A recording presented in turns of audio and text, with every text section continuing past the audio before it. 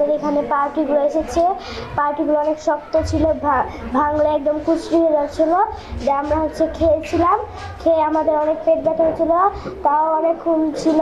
দিয়ে তখন আমরা ম্যামকে বলেছি, ম্যাম তখন সবাইকে বলেছে যে এগুলো পাউরুটি খারাপ হচ্ছে, সরকারকেও বলেছে, সরকারের এখন আমরা করতে চাই। ডিম আর পাউরুটি খাওয়ার পরে সবার পেটে ব্যথা করছিল, পাউরুটি শক্ত ছিল, ডিমে গন্ধ করছিল, ওগুলো খাওয়ার পরে আমার পেট ব্যথা করতে লেগেছিল। আজকের পাউরুটি খাওয়ার ফলে বিশেষ করে ক্লাস 3 ওরা একটু ছোট, তো ওরা একটু বেশি খেয়েছিল, মানে পরিমাণটা একটা পুরো না খেলো, যতটুকু খেয়েছে তাতে ওদের মধ্যে একটু বেশি হয়েছে, পেট ব্যথা, বমি, প্রায় 20 জন মতো, আর বড়োরা তো খায়নি, মানে কেবল যখনই মুখে দিয়েছে, যখন বুঝতে পেরেছে যে খারাপ, তখনই ওরা রেখে দিয়েছে, বড়োরা খায়নি। আর ছোটরা যে খেতে গেছিলো ক্লাস 3 বেশি, তখন থেকে ওরা মানে পেট ব্যথা, বাচ্চারা যখন বমি এবং পেট ব্যথার জন্য অস্থির হয়ে গেছিলো, তখন বাসায় তাদের খবর দেওয়া হয়েছে এবং অভিভাবক এসে বাসায় নিয়ে গেছে।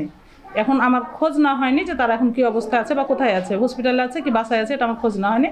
তবে স্কুলে যা 2-4 জন যারা এসছে, ওরা বললো যে আমরা বাসায় গিয়ে স্যালাইন খেয়েছি।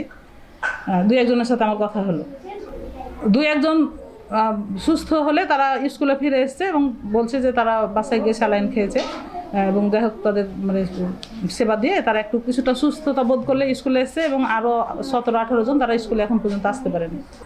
স্কুল ফিডিং কার্যক্রম যখন থেকে শুরু হয়েছে, খাবারটা প্রথম দিকে ভালো ছিল, তারপরে ক্রমান্বয়ে কিন্তু মান খারাপ হতে লাগে, বিশেষ করে রুটি এবং ডিম দুটোই, কলা সাথে কলাও, সাগর কলা যেটা দেয়, কলাটা এত মানে কাঁচা শক্ত থাকে যে কলাটা ছিললে রস আঠা বের হয়, এরকম খাবার। আর রুটির বিষয়টা হলো, রুটিটা বেশ কিছুদিন থেকে শক্ত আসছিল, রুটিটা ছিল শক্ত, ওপর নিচ 2 দিকে শক্ত, বাচ্চারা খেতে পারে না। তারপর ওদেরকে বুঝাই, আমি একবার খেয়ে দেখলাম ওদের কাছ থেকে নিয়ে, যে আসলে খারাপটা কীরকম। তো দেখি যে স্বাদ না থাকলেও খুব মানে টক বা কোনো গন্ধ ছিল না। আর আমরা যারা খাবার সরবরাহ করে তাদের সাথে কিন্তু কথা বলবো, পরপর আমি কয়েকদিন কথা বলেছি, এবং ফিল্ড অফিসার যিনি লিটন ভাই, ওনাকে আমি ফোন দিয়েছিলাম যে ভাই খাবার যে এরকম আসছে, তো উনি আমাকে বললেন যে আমি আপনাদের অফিসারের সাথে রুটি নিয়ে কথা বলতে যাচ্ছি।